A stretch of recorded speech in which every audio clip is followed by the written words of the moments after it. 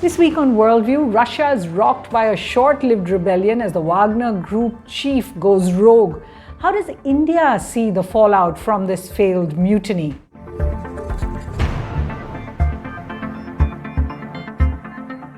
Hello and welcome to Worldview at the Hindu with me, Suhasini Haidar. We're talking this week about the dramatic week in Russia with a near coup against Russia's top military leadership, which was contained.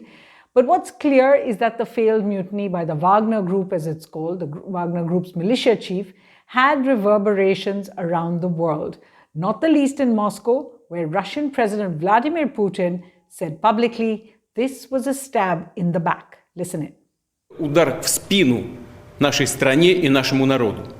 All right, so let's just unpack and tell you what happened over the week. On June 23rd, Yevgeny Prigozhin, the leader of a Russian militia group that it's called, the Wagner Group as it's called, fighting alongside Russian troops in Ukraine, actually put out a bunch of statements. This is over the Telegram channel, saying in that video statement that he was launching a rebellion against Russia's defense leadership.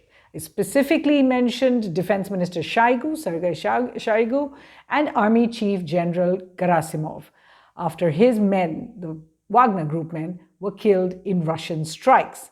Now, the preamble to this, of course, was that the Russian army had put out an ultimatum that this militia must now sign contracts with the Russian army by July the 1st and kind of fold in. The next night, on June 24th, actually very early that morning, Wagner forces took over the Russian city of Rostov-on-Don, the military command center for the Ukraine war, and videos then emerge of a 70-vehicle convoy heading towards Moscow. In a statement put out, Putin called it an armed mutiny that came, he said, as Russia was in a tough struggle for its future. The Russian army then mobilized for the unthinkable, an assault on the Russian capital and the Kremlin. И потому действия, которые раскалывают наше единство, это, по сути, отступничество от своего народа, от боевых товарищей, которые сражаются сейчас на фронте.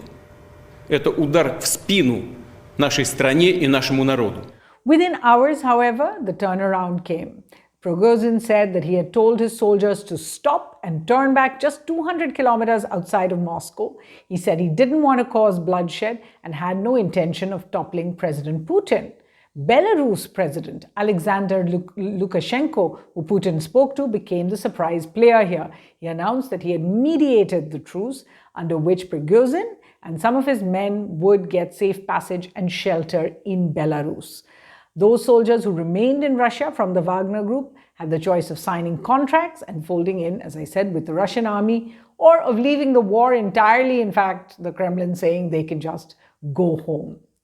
So before we unpack all that the 14-hour rebellion that wasn't means for the world, let's tell you a little bit about the Wagner Group and Prigozhin in particular. Yevgeny Prigozhin served a time in Russian jail on robbery charges in the 1990s. After his release, he set up a restaurant in St. Petersburg that Putin would frequent. The friendship grew as Putin moved up the power chain, and eventually Prigozhin became what's called the Kremlin's caterer, or even called Putin's chef, because he used to get the contracts from the Kremlin. Prigozhin had other talents as well, and soon he became the go-to guy or the go-to man for many of the Russian establishment's operations, including, just take a look at this list. 1, running internet influence operations, or what are called troll farms, that got involved in the Russian internet and internationally. Providing private security forces on various conflicts in Africa and West Asia, from Libya, Syria, Mali, Central African Republic, Burkina Faso, and Sudan. In fact, the Wagner Group has considerable gold and oil assets in these countries as well. Prigozhin and the Wagner Group, set up in 2014, helped the Russian army in the Donbas region before the annexation of Crimea. And now again with Russia's war in Ukraine.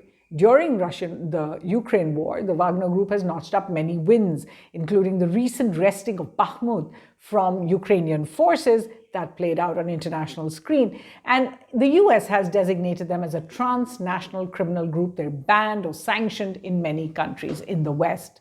The Wagner Group is also believed to have had links with the separatist Donbass groups responsible for shooting down a Malaysian Airways flight. Remember MH17, killing about 300 on board in 2014. That trial has just ended. Although that link has not yet been proven, let's remember also that Ukraine too has militias that work for it, like the far-right Azov army. So this is really a prevailing problem in that region. Now, in 2021, the US FBI actually put Prigozhin on its most wanted list for tampering and obstructing the 2016 elections in the US, in which Donald Trump was elected president. Remember, Russia was accused of somehow trying to change the outcome against Hillary Clinton. Given all the allegations against him and obviously his importance to Russia, what does Prigozhin's mutiny and now his surrender mean for Putin and the Russian war in Ukraine? First, the open rebellion last week has probably been the most serious challenge to Putin's authority. And given that the two men were so close, his actions of Prigozhin's makes Putin look weak.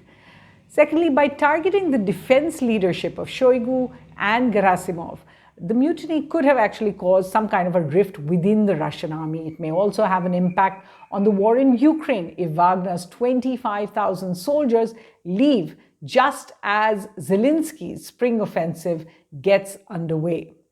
The takeover of Rostov, a garrison town that hosts the Russian-Ukraine military command, without any bloodshed. You remember, they just took over at about 1 in the morning and they were able to get through the whole town. This implies that the Wagner Group does have popularity within Russia. And we've seen some of those pictures of Prigozhin with people. His presence in Belarus could then mean that he continues to retain some kind of command over his men from his position in the neighboring country. But it is all still mysterious on why he received a pardon from Putin, who is not really known to brook any kind of disloyalty. So is there a deal behind the deal? A lot still needs to be known. While most don't think that Prigozhin has any political ambitions for himself, his anti-elitist rants, and remember he makes a big point about being hyper-nationalist for Russia, anti-elitist, against the higher echelons in the Kremlin in particular, may lead to some kind of a populist movement. On the other hand, these may actually strengthen Putin, who he does not name, nor does he wish to overthrow, as Putin also pits himself against the elites. For the international community, here's the problem. While Putin has been painted the villain, an unknown entity like Prigozhin could even be worse. By removing Wagner from the front lines and folding forces into the Russian army, it's possible that Putin just wished to maintain credibility and his deniability from any war crimes that were committed by the Wagner Group in Ukraine, particularly as the world begins to put more and more pressure for both sides to go to talks. The outcomes remain mixed. In fact, listen to how Ukrainian President Zelensky and US President Biden saw the Russian revolt. While Biden said, and please excuse the blooper there, he mistook Ukraine for Iraq, but he said that the mutiny had weakened the Russian president. It's hard to tell, but he's clearly losing the war in Iraq. He's losing the war at home. And he has become a bit of a pariah around the world. And it's not just NATO, it's not just the European Union, it's Japan, it's 40 nations. Zelensky said, this is the time for the West to come and arm the Ukrainian army properly and to give it all the kind of weapon systems it has been withholding. Now is the time to provide all the weapons necessary for defense. Finally, let's see how India should see the fallout of the last week's events. And like everything else, it is complex. To begin with, Prime Minister Modi, who's just back from that visit with the US, has made it clear India is not shifting its position on Russia. Note that the India-US joint statement does not actually mention Russia, even though it speaks about the war in Ukraine. And within days of returning from Washington, Prime Minister Modi dialed President Putin and discussed his visit to the US and was briefed about the mutiny and the situation in Ukraine. Secondly, Prime Minister Modi retains a close relationship with President Putin himself, and he's going to host him this week for the SCO Virtual Summit on Tuesday, meet with Putin if he makes it to South Africa in August for the BRICS Summit, and host Putin in Delhi for the G20 Summit in September. Remember that while Prime Minister Modi did meet President Zelensky in Hiroshima in May, New Delhi has not so far invited Zelensky to address the G20 as Indonesia did last year and the Ukrainian government has requested for this year. Thirdly, events in Russia might mean that Putin is unable to travel to Delhi for the G20. Whether he does or doesn't, it's going to become difficult because if he does show up, it may become harder for the government to forge G20 unity with all the Western leaders right there. Also becomes difficult to have a joint communique for the summit, and that has become a bit of a prestige point for India. So it remains to be seen whether Mr. Putin will come or not and what the outcomes of those will be. Speaking about the government's foreign policy this week in Delhi, External Affairs Minister S. Jaishankar made it clear, though, that the Russia relationship is unique. Relationship with Russia. This relationship has been held steady, kept steady, despite all the turbulence in the world. So it is actually for us a very unique relationship, I think in some ways for the Russians also. And in this period, for all the pressures on us, I think we have made our own evaluation of the importance of this relationship. And I do want to say that, sometimes this relationship is dumbed down to things like, oh, we are dependent on them for arms. I think it's far more complex than that. There is a geopolitical logic for what we are doing, what we have been doing with Russia. In fact, India-Russia trade ties have really tripled this year as oil imports from Russia have risen 50 times from about 40,000 barrels per day in 2022 December to million barrels per day this summer, even though issues over the payment still remain. India is high on the Russian radar as well, as the Kremlin reached out this week to leaders in partner and allied countries, from Belarus to Central Asia, Gulf to Iran. Russian Secretary of State of the State Council, Nikolai Patrushev, also briefed NSA Ajit Doval about all the developments. And at a speech in Moscow, President Putin actually praised Prime Minister Modi. He spoke about the Make in India program, and he called Prime Minister Modi a great friend of Russia. Вот наши друзья в Индии и премьер-министр, большой друг России, господин Моди. So what's Worldview's take on all of this? Until more is known on just what transpired in the trilateral deal between President Putin, President Lukashenko, and Prigozhin, it may be premature to pronounce what the mutiny's lasting impact will be. President Putin has, remember, come through many challenges to his leadership, even as he continues to wage war in Ukraine and faces the full force of the Western world opposed to that. For New Delhi, that has reaffirmed its ties with Moscow at every stage, the situation bears close scrutiny. Any problems for the Russian military and its supplies will mean further delays for Indian imports of Russian military hardware, spares, and system as well. So that is definitely one of the big concerns. Let's get you some reading recommendations now. And I have got you some new books on Russia, but with the usual rider, I always put out, when we're talking about such issues, that English language books tend not to have writers that are favorably inclined towards Putin and Russia. Many of them have actually been expelled from Russia or have fled from Russia.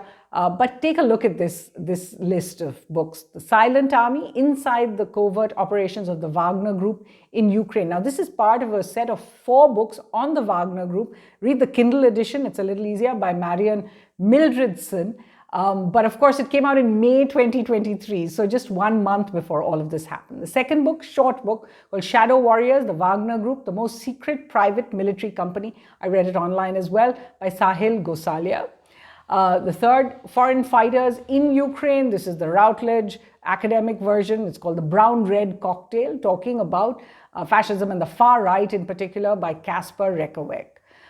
Then this book, very interesting, and I'm surprised I haven't spoken about it before because I wasn't able to read through the whole.